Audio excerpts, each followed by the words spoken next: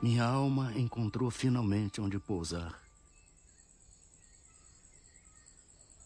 Tendo deixado os espaços agitados pelo vendaval da descrença, da dúvida, do ceticismo, que devasta, que esteriliza, que calcina, se assim me posso exprimir, recordando as torturas de quem sente a necessidade de crer, mas não encontra onde assentar sua crença. E não encontrava onde assentar minha crença, porque o ensino de Jesus, que uma força intrínseca, uma disposição psíquica me levaram a procurar, como o nauta perdido na vastidão dos mares, procura o norte.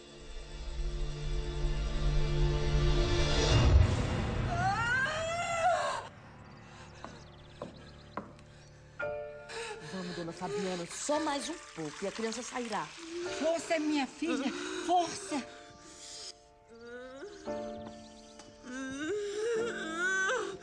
Agora, só mais um pouco, a senhora está conseguindo.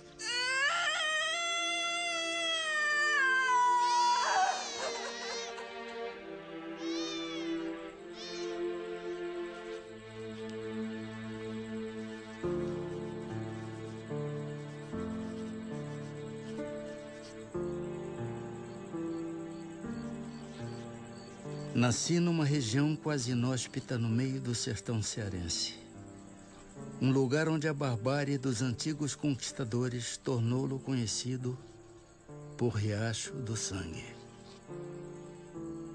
Era um autêntico Bezerra de Menezes, família de grande influência na região, de honrarias, de disputas políticas e de ideias libertárias. Era filho de Antônio Bezerra de Menezes, capitão das antigas milícias e tenente-coronel da Guarda Nacional. Salve, doutor Antônio Bezerra. Salve, seu Altino. O que traz a estas bandas? São mantimentos e muitas encomendas também. Viagem longa, né, seu Altino? E cansativa. É um sal, viu? De lascar. Ainda muito jovem, não entendia o respeito que meu pai causava nas pessoas. Não era incomum a visita de tropas procurando rancho nas paragens de meu pai. Era costume patriarcal dos sertanejos permitir ao viajante com cama e mesa e provisões para a viagem.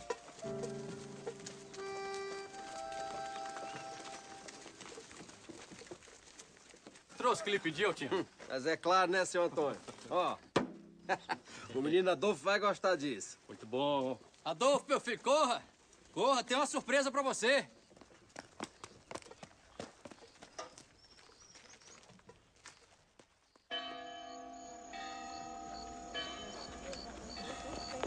Nos sertões das províncias do norte, as festas tomavam a noite, principalmente quando as comemorações eram em dias santificados.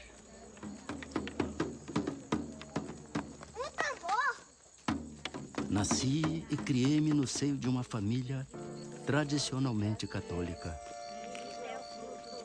Aprendi aquela doutrina e acostumei-me às suas práticas, mas empiricamente, sem procurar a razão da minha crença. 2 pontos, entretanto, me pareciam luminosos no meio daquela névoa. Eram a existência da alma, responsável por suas obras, e a Deus. Criador da alma e de tudo o que existe.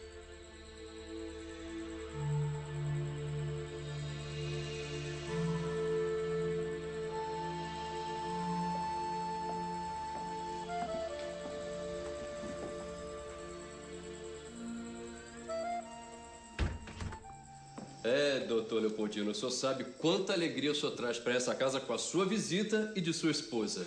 Alegria e muita honra, não é mesmo? Aceita o licor? Oh, sim. Merci, madame. Meu senhor. Obrigado, Fabiana. Mas, doutor Leopoldino, conte-nos aquela história. A família era mesmo de São João do Príncipe.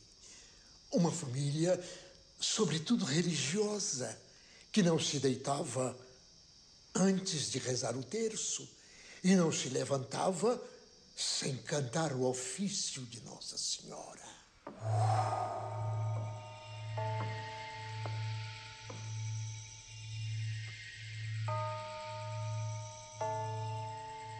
Onde está Hermínia? Espere, meu pai. Vou chamá-la.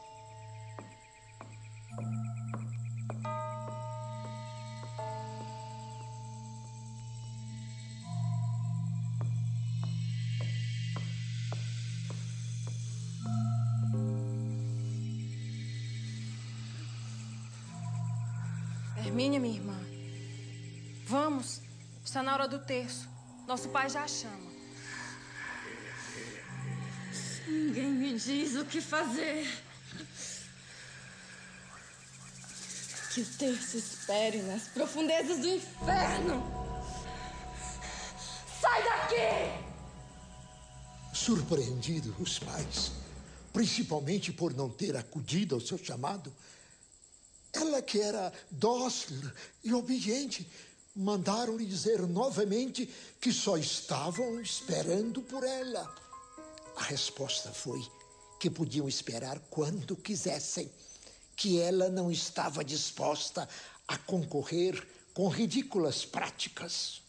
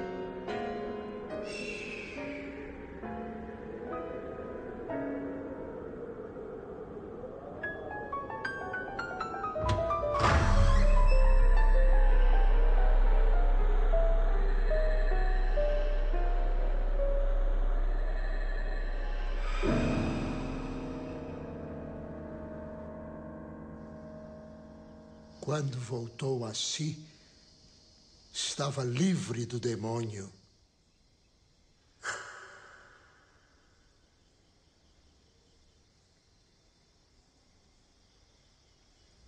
Aquele relato do velho contador de histórias seria o meu primeiro contato com o universo além da matéria.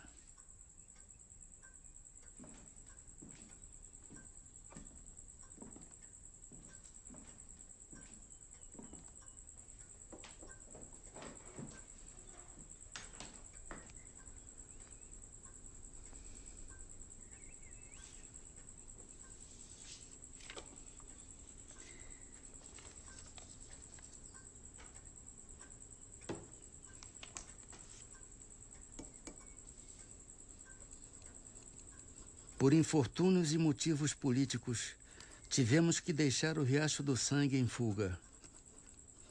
As perseguições aos ideais libertários se intensificaram na província.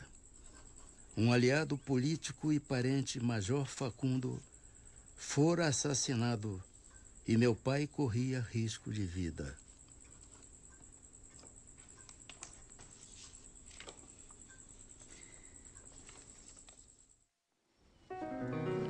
sabe o significado dessa frase? Não. Medici, sarat, natura, curat. O médico trata, a natureza cura. Vamos repetir. Medici, sarat, natura, curat. Agora a frase toda. Medici, sarat, natura, curat. Ficamos 7 anos em Martins. O suficiente para aprender latim na escola da latinidade e substituir alguns mestres em suas lições diárias.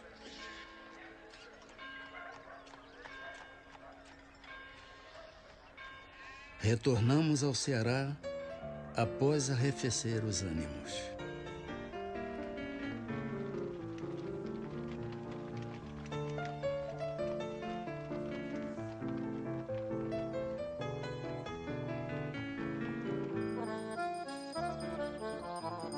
Quando estava finalizando meus estudos no liceu, meu pai ofereceu uma ceia aos amigos, o que era bastante comum. Mas aquela tinha um sabor diferente. Senhores, meu filho em breve irá deixar-nos para concluir os seus estudos superiores no Rio de Janeiro.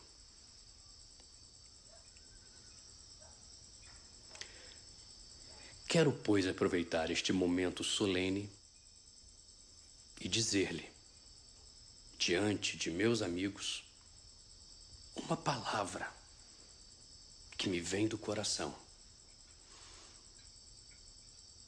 A única e verdadeira felicidade que um homem pode ter na Terra é a que oferece o estudo, o lar, a família, os filhos. E se esta felicidade é a avis rara dos poetas, meu filho irá encontrá-la em seu caminho. E peço-lhe, em meu nome e de sua mãe, que a acolha e não deixe escapar.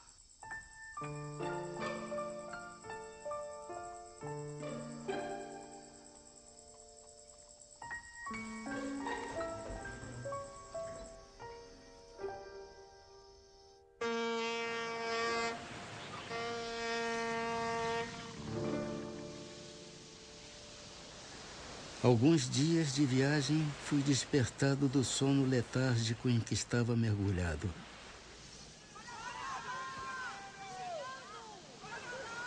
Nenhum perigo havia.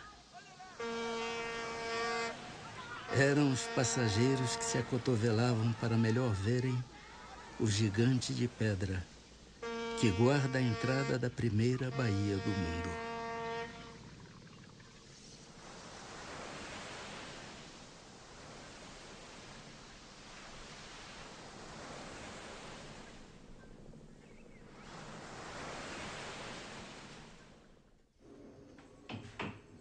Era um jovem estudante de medicina e de pronto já me abatia o desafio de custear-me. Se não bastasse a falta de trato dos colegas, me era preocupante a dívida da pequena pensão e a manutenção de meus estudos.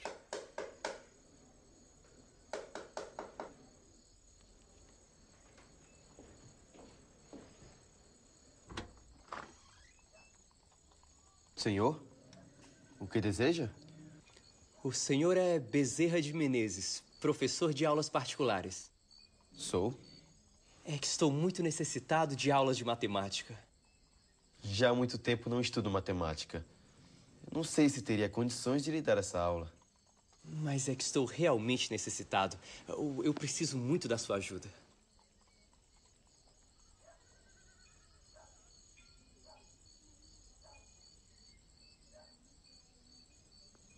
Está bem. Mas eu preciso de um tempo. Uma semana, talvez. Para que possa estudar. Preparar-me para dar essa aula. Acordado, acordado. Aqui está o seu pagamento. Por favor, não. Pague-me só depois. Esse dinheiro o meu pai me deu como mesada. Se o senhor não aceitar agora, eu vou acabar por gastá-lo com futilidades. E quando chegar a hora certa, eu não vou ter como lhe pagar.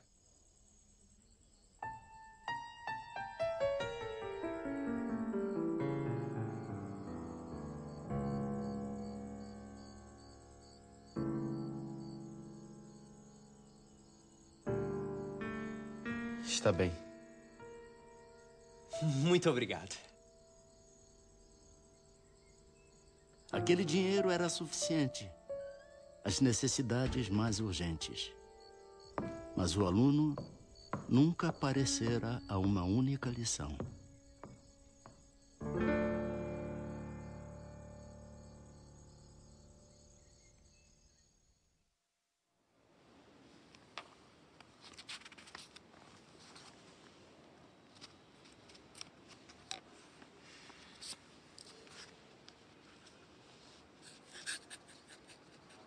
Os desafios de sobreviver em terras distantes já anunciavam o exercício da tolerância frente aos preconceitos de meus colegas na Academia Imperial de Medicina.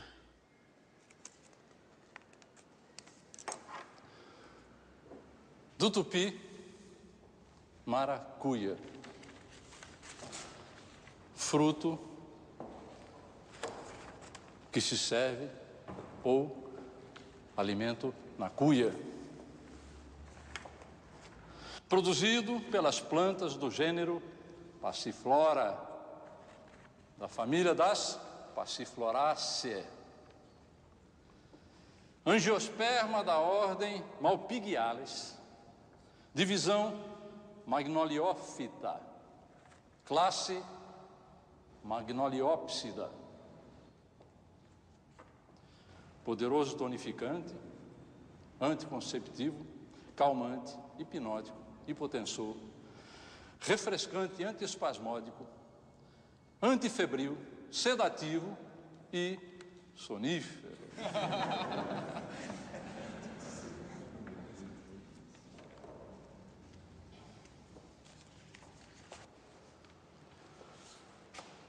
Meu jovem Adolfo, o senhor tem certeza de que a autoria desse documento lhe pertence? Certamente, professor. Então, diante de tão magnífico trabalho, o senhor não refutaria um exame oral? Dê certo que não, professor.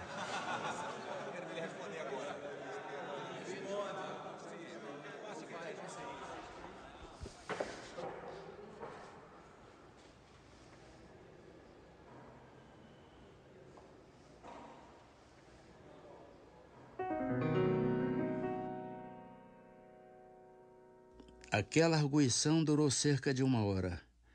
Ao constatar de que o trabalho era de minha autoria, conquistei um certo respeito de meus colegas e mestres.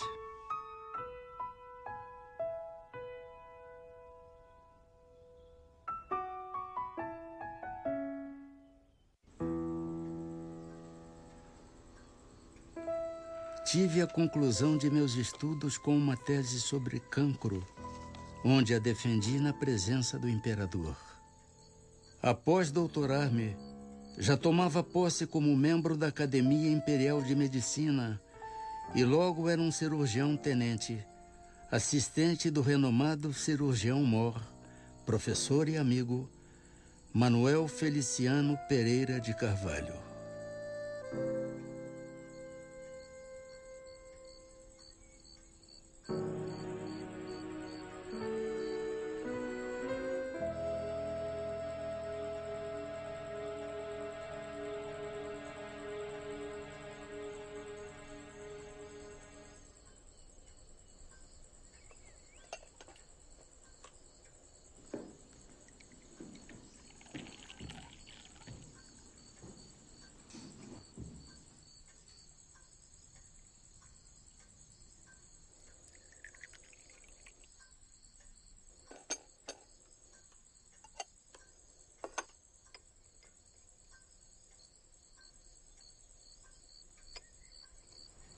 Maria Cândida.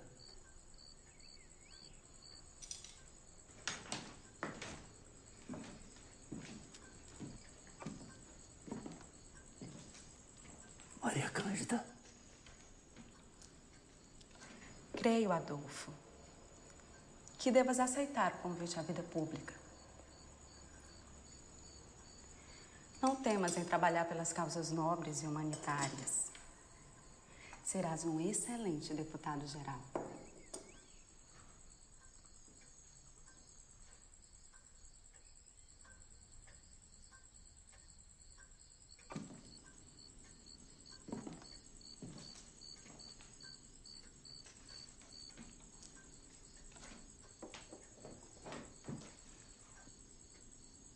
Maria Cândida me motivava entre duas paixões, a medicina e a política. Senhor presidente, o projeto 15 de julho, da autoria do nobre deputado Rodolfo Dantas, é um avanço abolicionista. Fixa a idade limite da escravidão em 60 anos. As reações adversas ao projeto são os abusos praticados pelos abolicionistas. Senhor presidente, peço licença para uma intervenção.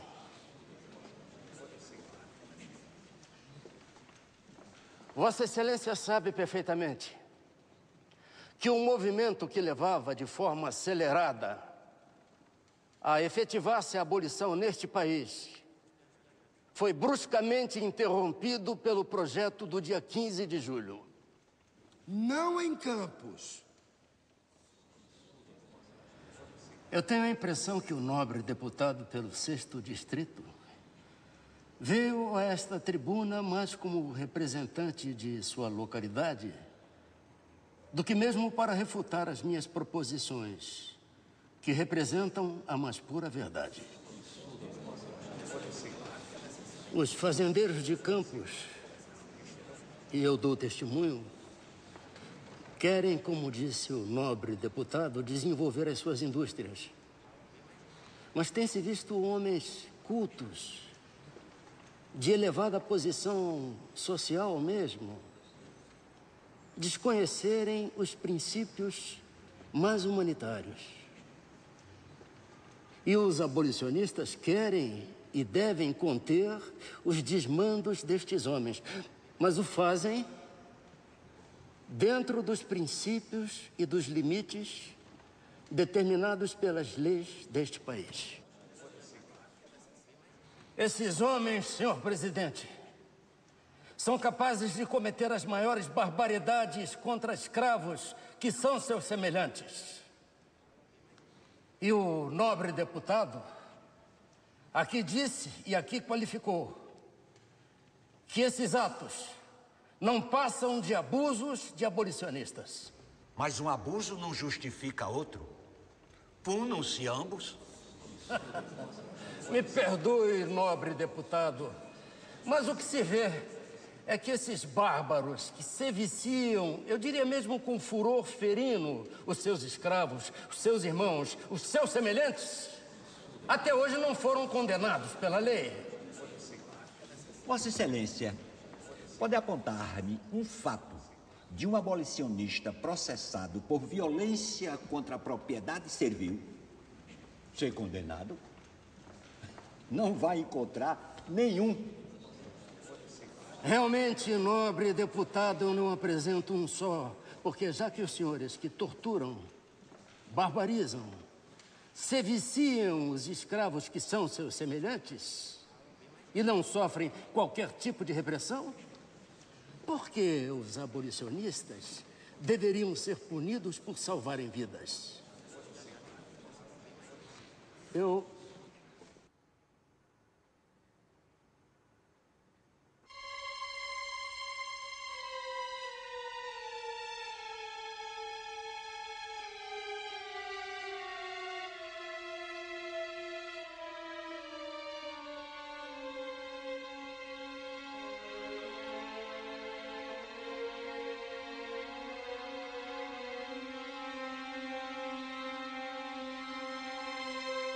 A política, como eu compreendo, não é uma especulação dos homens. É uma religião. A religião da pátria, tão sagrada e obrigatória como o culto das verdades eternas que constitui a religião de Deus.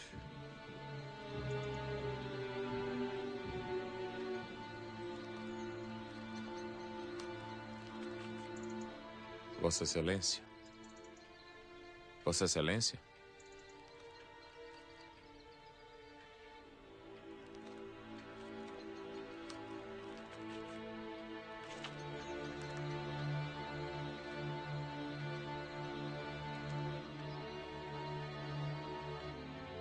Descrença, corrupção e incredulidade. Eis, pois, senhores, o sumário de todos os sintomas que oferece o país, sobre o tríplice ponto de vista por onde o consideramos. E quem, depois disso, ainda tão cego, que não divise nos horizontes da pátria a nuvem negra da tempestade. A pátria está principalmente em perigo quando princípios tão perniciosos como esses que apontei se insinuam por todo o corpo social, pois eles corrompem-lhe o sangue, gangrenam-lhe todo o organismo e tiram-lhe toda a força de coesão necessária para resistir à exploração produzida pelo choque de interesses sórdidos que tais princípios promovem com ampla generosidade.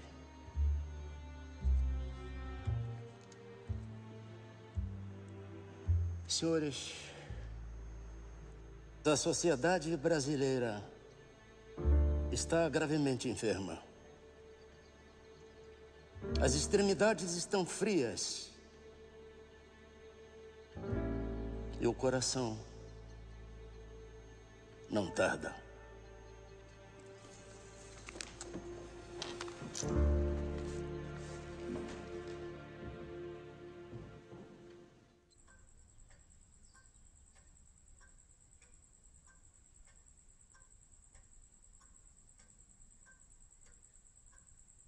Abandonava a religião da pátria para dedicar-me à medicina.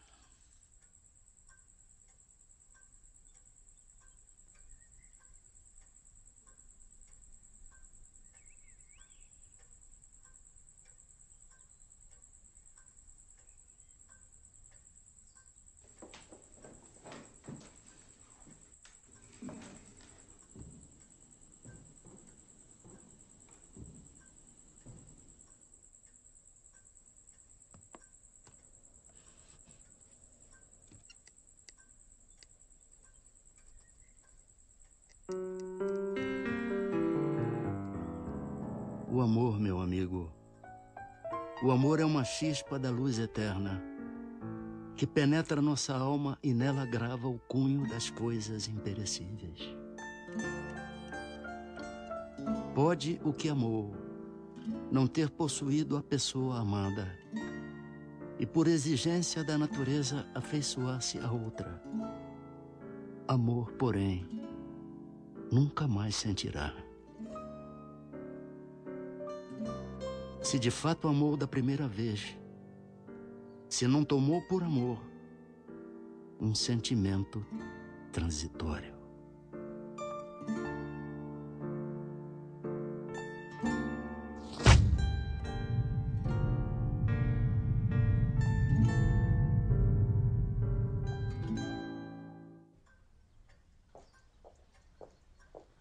Após o desencarne de Maria Cândida, esposei-me com sua irmã, Cândida Augusta, que sempre esteve ao meu lado, principalmente nos momentos de desculto à matéria, resignação e dedicação à minha crença.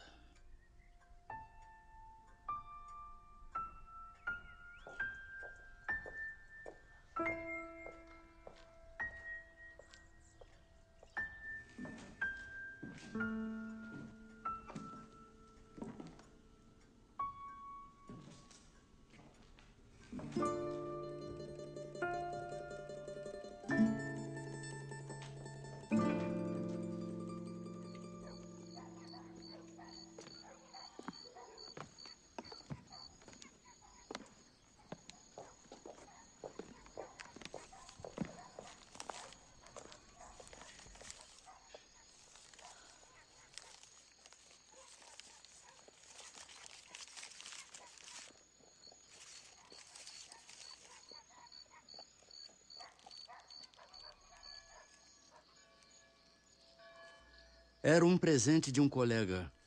Ainda não sabia o motivo ao certo. Deu-mo na cidade. E eu morava na Tijuca, a 1 hora de viagem de bonde.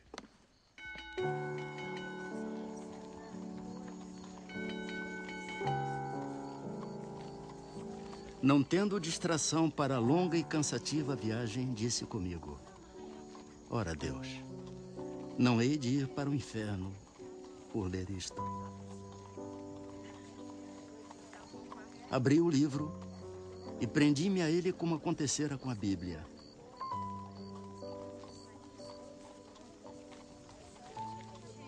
Lia, mas não encontrava nada que fosse novo para o meu espírito. E, entretanto, tudo aquilo era novo para mim.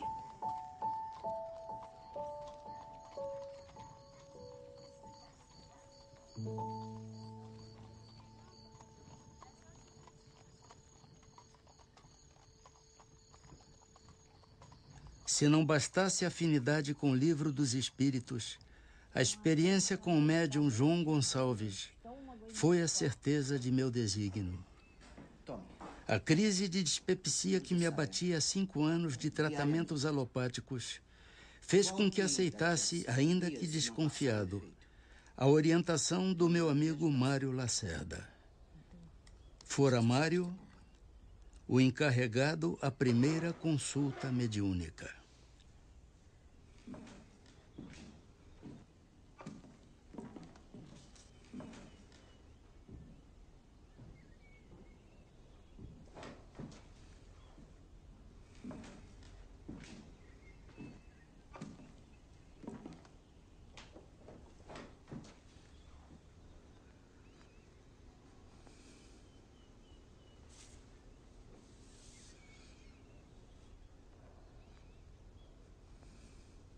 O que lhe traz aqui, filho? Um amigo que sofre de uma enfermidade e, pelo que vejo... O seu amigo médico sofre de náuseas, tonturas, vômitos, ardências no estômago. A dor no peito não é do coração.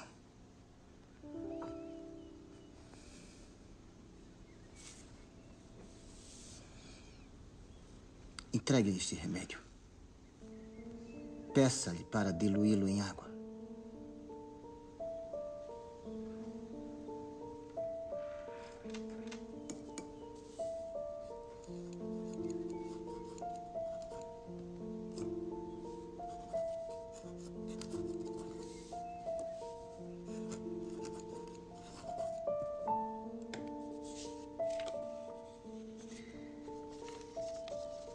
Diga-lhe para seguir as orientações do humilde amigo.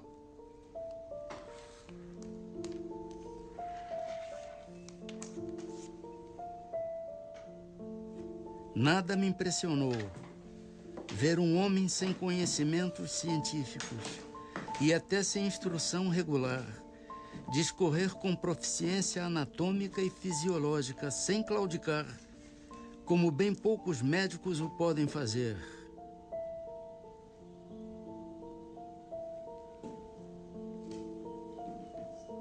Em pouco tempo de tratamento, a doença desaparecia.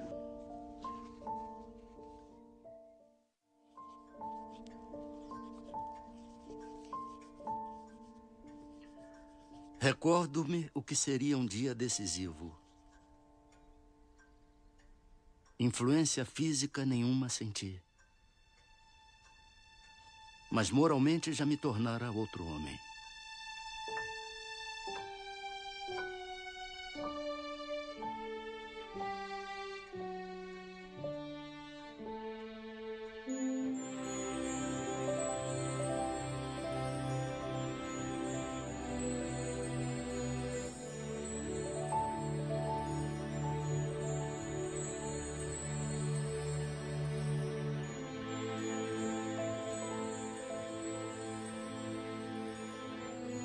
Senhor, o salão da guarda velha já está pronto. Os assentos estão todos ocupados. Os convidados o esperam. Por favor, me acompanhe.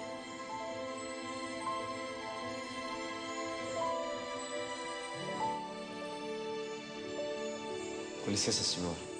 Quero assinar o livro de presenças.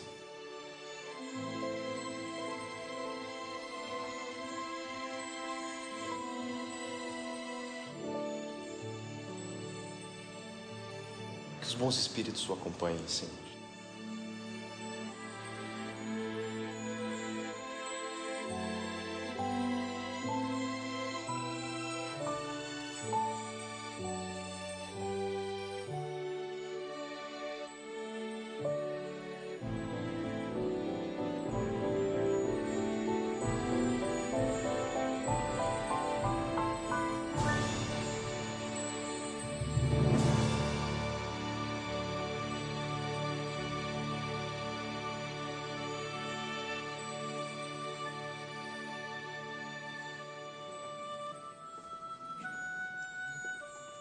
Naquele dia me abracei com um cascalho para não rolar no abismo da descrença.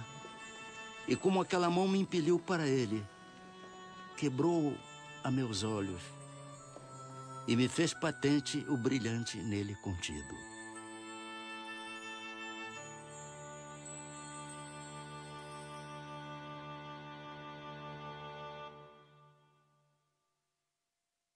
Minha alma encontrou finalmente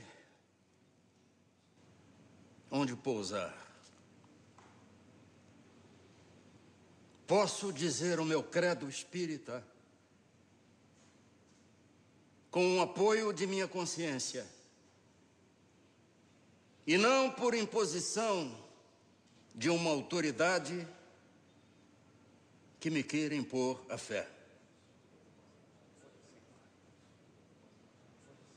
A moral cristã, iluminada pelos inefáveis princípios do Espiritismo, não pode deixar de modificar para melhor aquele que a procura não por dever, mas por saber que nela encontrará a paz do espírito. Não sou, por minha fraqueza, capaz de analisar o que esta santa doutrina pode fazer pelo coração humano. Também não quero fazer qualquer julgamento para não incorrer no orgulho ou em falsa modéstia. Mas posso afirmar aos senhores que já compreendo os meus deveres para com Deus e os meus semelhantes de modo acentuadamente mais diverso do que antes de ser espírita. Por favor, senhores, vos rogo um pouco mais de vossa atenção. Sei bem que já vos tomei vosso precioso tempo, além do necessário. Mas ao longo da minha vida, ouço dizer que fora da igreja não há salvação. Fora da verdade não há salvação. Mas eu pergunto aos senhores e senhoras, o que é a verdade? Pôncio Pilatos indagou a Jesus: diga, rei dos judeus, o que é a verdade? E o mestre, humilde e silenciosamente, abaixou a cabeça. E o Espiritismo? O Espiritismo não pede, não afirma que fora do Espiritismo não há salvação. Ele diz humildemente que fora da caridade não há salvação. Obrigado. Bravo! Bravíssimo! Muito bom!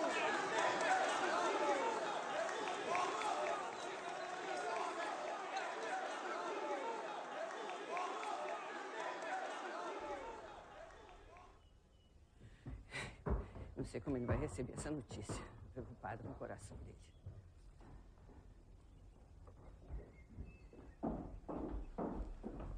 Ah, Soares, Soares, meu irmão, não lhe trago boas notícias. Por que tamanha aflição? É sobre o nosso irmão Adolfo. Leia você mesmo. Creio que está desequilibrado.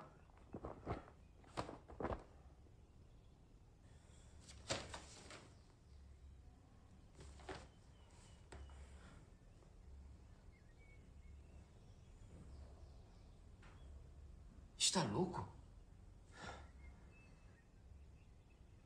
Por que cometer tal pecado em público?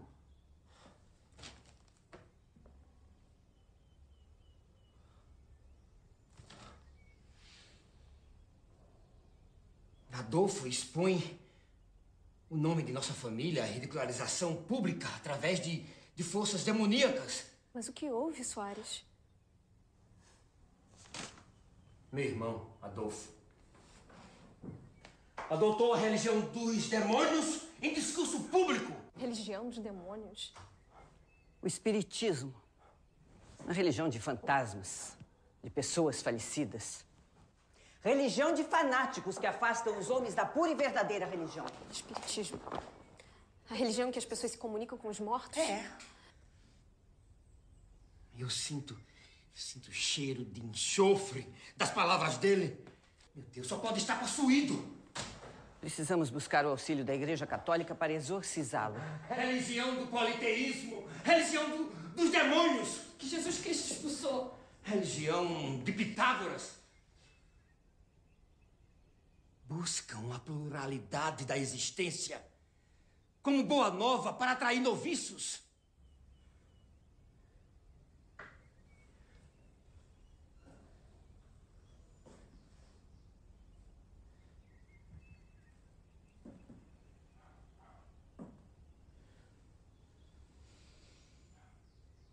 Como tiveste coragem, meu querido irmão? Como?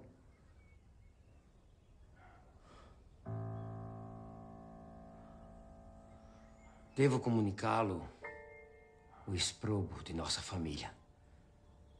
Não farás mais parte dela.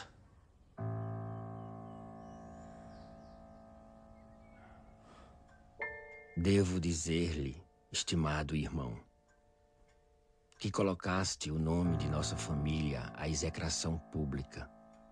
Estás sob influência de Satanás.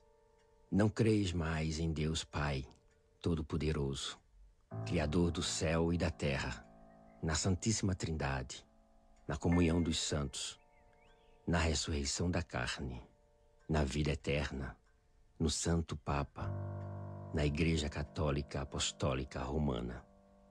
Busque o auxílio de padres exorcistas para livrar-lhe deste mal, antes que seja punido por tamanha iniquidade. Concluo afirmando-lhe que não mais faz parte desta família. Seu irmão, Manuel Soares Bezerra.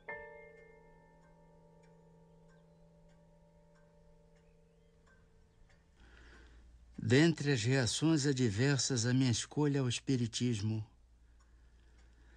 aquela me atingira profundamente a alma.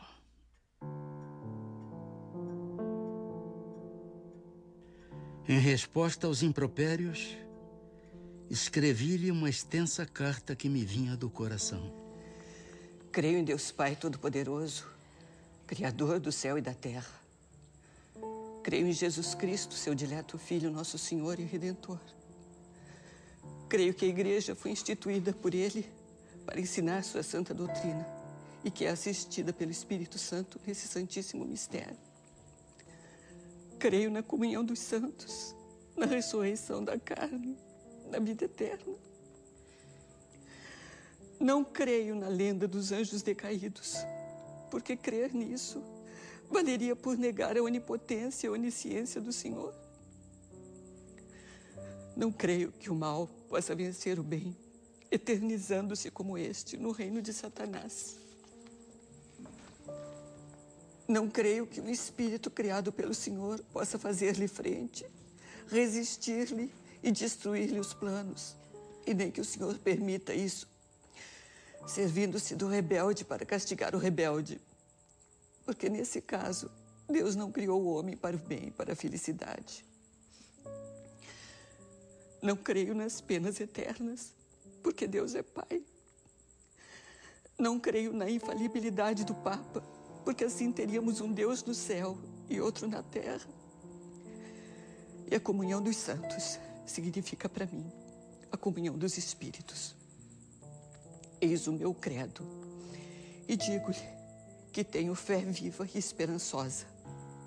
Esperança firme de subir com ele à sociedade de Deus na eternidade. Pouco nos resta de vida, a mim e a você. Pouco nos falta para nos encontrarmos onde, livres da obsessão da carne, possamos conhecer se tem ou não razão. Paz e amor em Jesus Cristo, nosso Senhor. Seu irmão, Adolfo.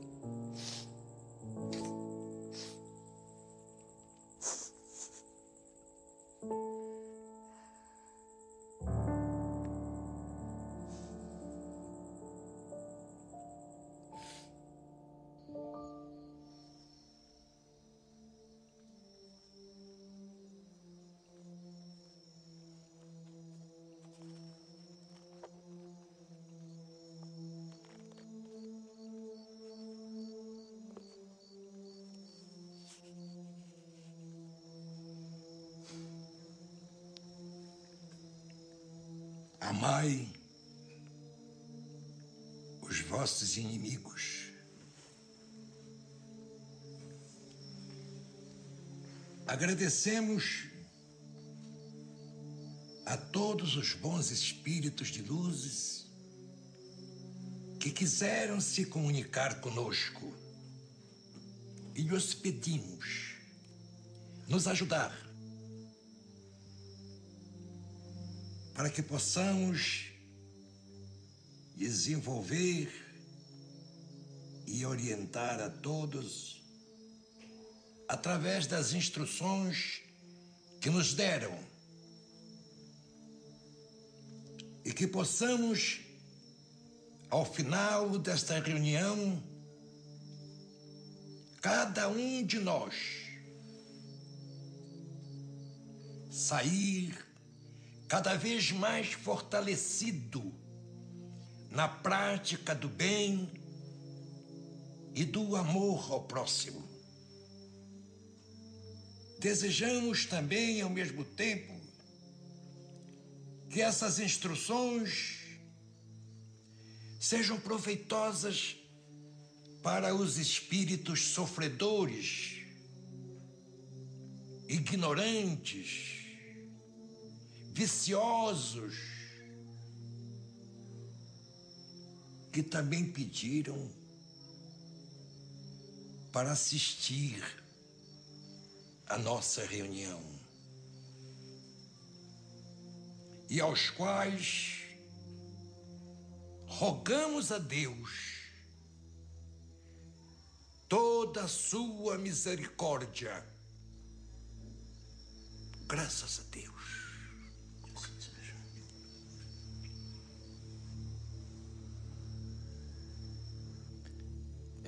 Peço licença para uma breve intervenção, se possível.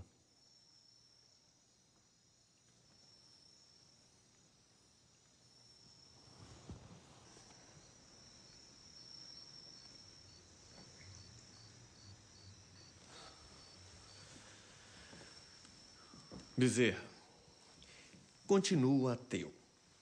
E não somente por meus colegas, mas também por mim, venho convidá-lo a um debate público, a fim de provarmos a inexpugnabilidade do materialismo contra as pretensões do espiritismo. E devo prevenir vocês que o materialismo já levantou extensa lista de nomes de médiuns fraudulentos, de ilusionistas que operam em nome de poderes imaginários, daqueles que largaram o suposto das forças psíquicas e fizeram declarações quanto às mentiras piedosas de que se viram envoltos, dos chamados sensitivos, que reconheceram seus enganos e desertaram das fileiras espíritas. E, juntamente com esta relação, apresentaremos outro rol de nomes que o materialismo também levantou. Nomes dos experimentadores que provaram a inexistência da comunicação com os mortos, de sábios que não puderam verificar as factícias ocorrências da mediunidade, de observadores desencantados de qualquer testemunho de sobrevivência, de estudiosos ludibriados por vasta súcia de espertalhões. Esperamos que você e os espíritos aceitem o repto.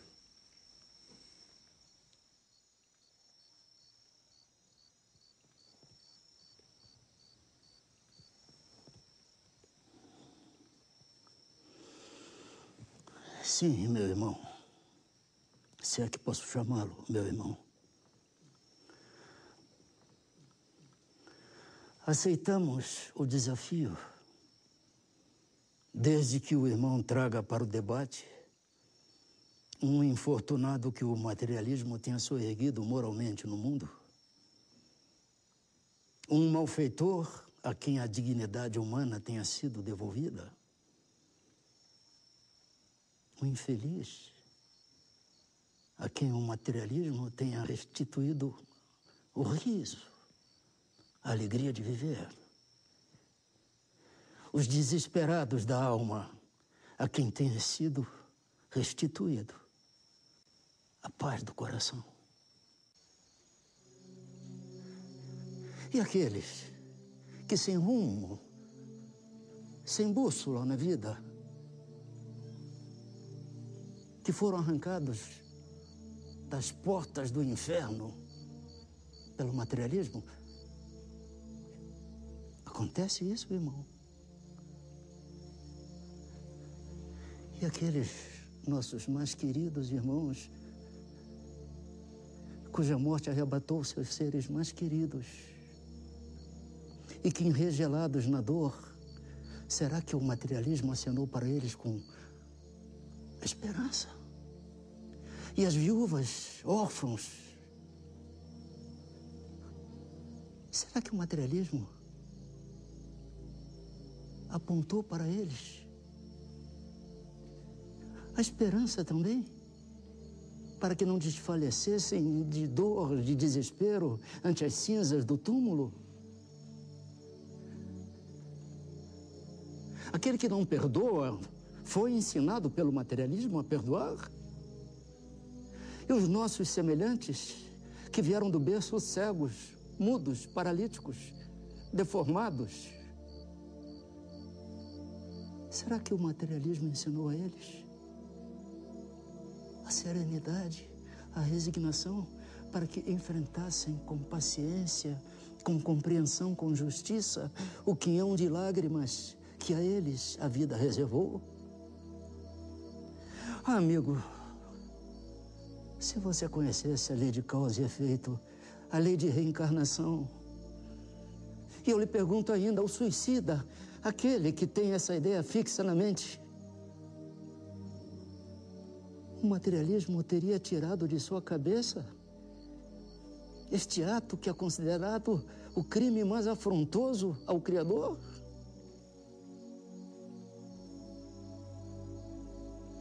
O materialismo esvai-se. O materialismo não preenche a existência.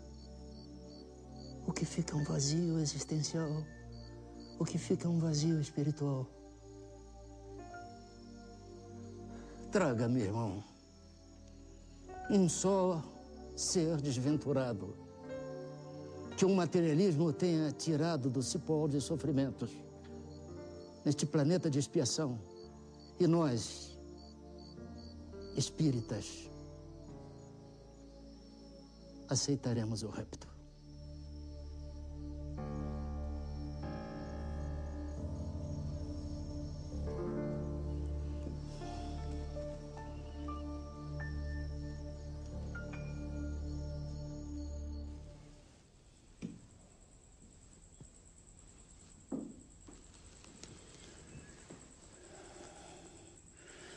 Há quanto tempo o Francisco está com febre? 6 horas. Começou sem nenhum motivo aparente. Muito bem. Eu vou preparar um banho.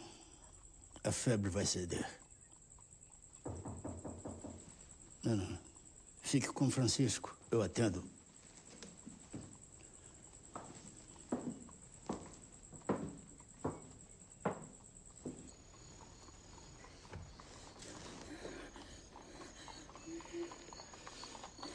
O que foi, senhora? O que aconteceu? Senhor, o senhor precisa me ajudar. A minha filha está muito doente em casa. Quando eu cheguei, ela já não tinha mais nenhuma força. O senhor precisa socorrê-la. Eu sei, senhora. Acontece que meu filho também Eu imploro, senhor. Eu tenho medo de perdê-la ainda essa noite. Está bem. A senhora fique calma. Aguarde um segundo. Eu vou pegar meus instrumentos. Calma.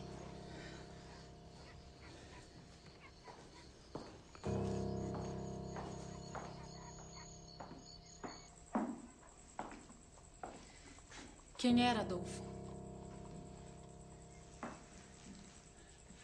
Uma senhora aflita. A sua filha está muito doente e necessitando de cuidados urgentes. Fique com Francisco. Eu vou atendê-la. Não, filho.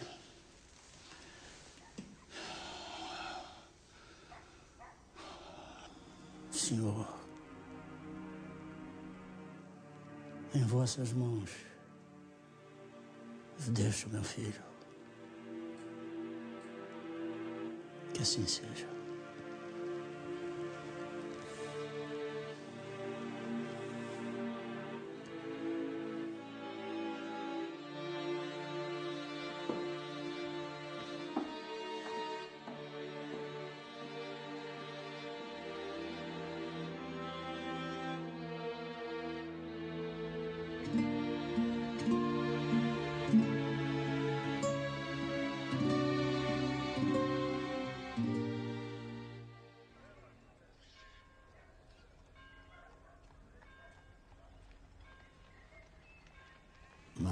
Mais. Bota a linguinha para fora. Isso.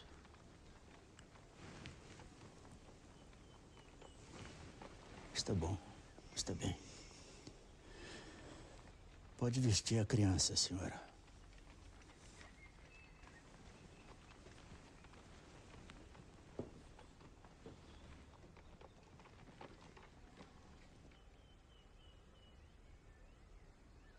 Esses são os medicamentos que a senhora deve comprar. O que a sua filha apresenta tem cura.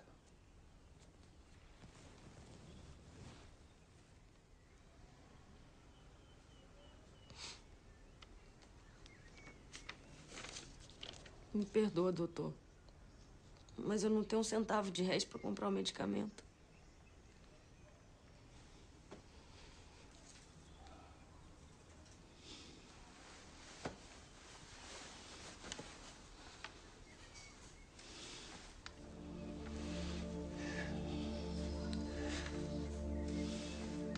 Tome, senhora.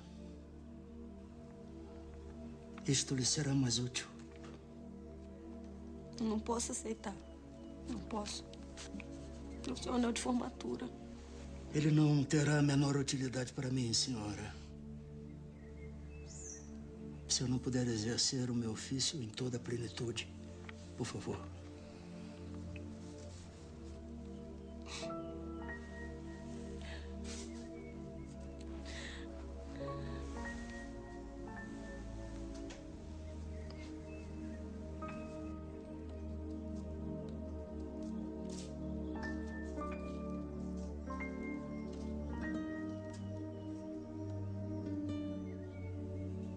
O médico verdadeiro não tem o direito de acabar a refeição, de escolher a hora, de inquirir se é longe ou perto. O que não atende por estar com visitas, por ter trabalhado muito e achar-se fatigado, ou por ser alta noite, mau caminho ou tempo, ficar longe ou no morro, o que sobretudo pede um carro a quem não tem como pagar a receita, ou quem diz a quem chora à porta que procure outro. Esse não é médico. É negociante de medicina, que trabalha para recolher capital e juros dos gastos da formatura.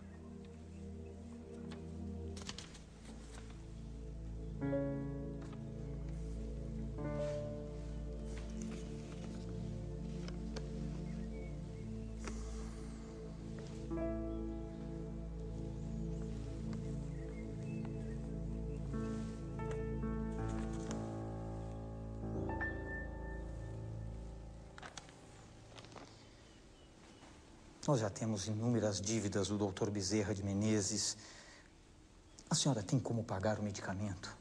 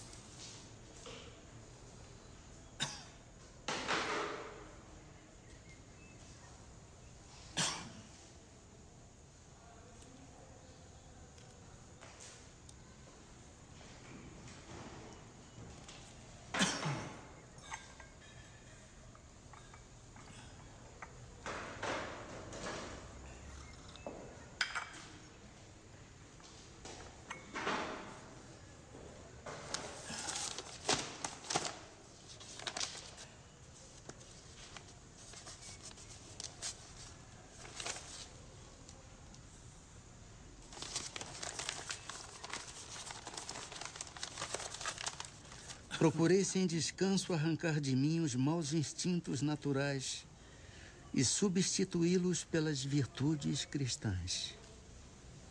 Tendo fé, tenho esperança.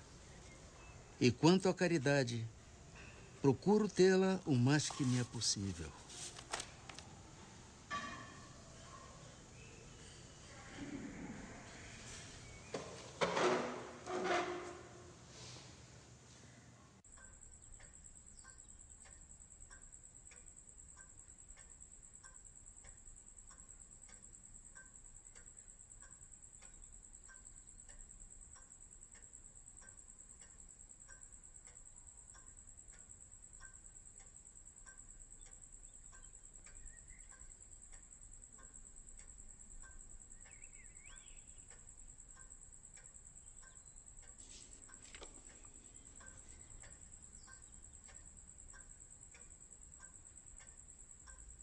O homem vai na vida semeando boas e más ações, porque não há um que não pratique de umas e de outras. O mais puro espírito tem suas fraquezas. Nenhuma ação da criatura humana é esquecida ou desprezada.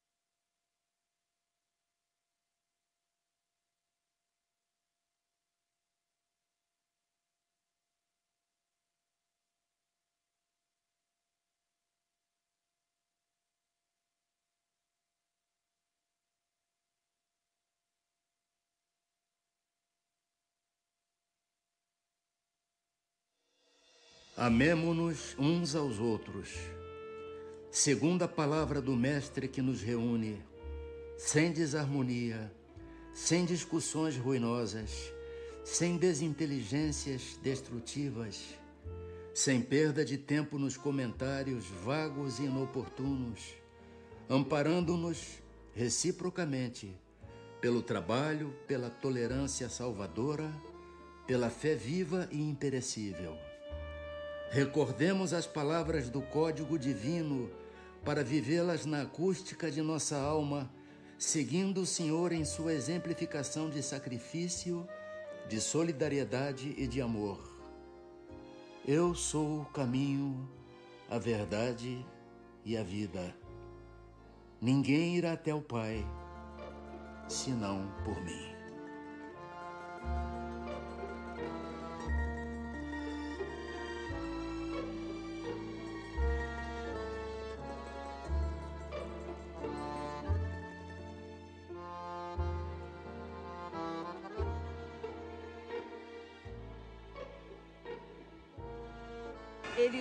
Ele é um espírito que ele coordena todos os médicos do espaço. Tem invocado todo dia na minha casa.